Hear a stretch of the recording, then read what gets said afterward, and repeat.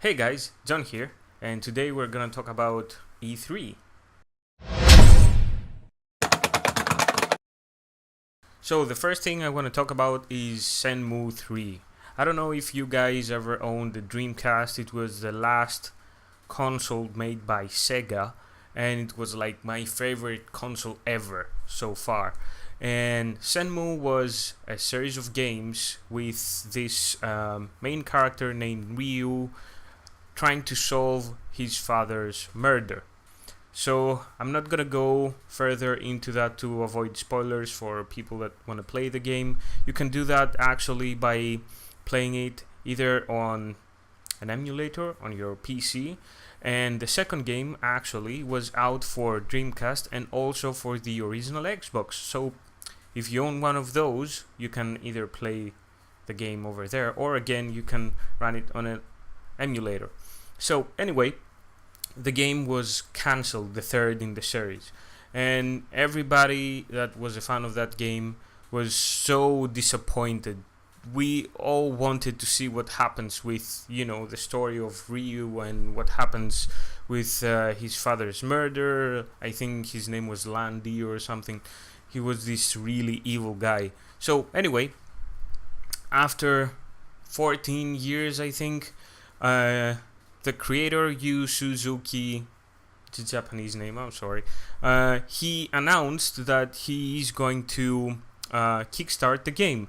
He actually did that. The original goal was, go away. The original goal was $2 million, and it was gonna run for about a month. And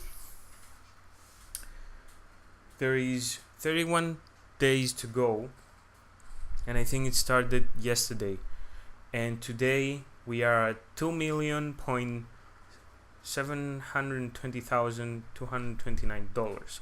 So they succeeded on their goal, and they are going far beyond that. I hope they get a lot of money for the production of this game, because it's gonna be awesome. I think it's gonna be a PlayStation 4 exclusive, or I don't know.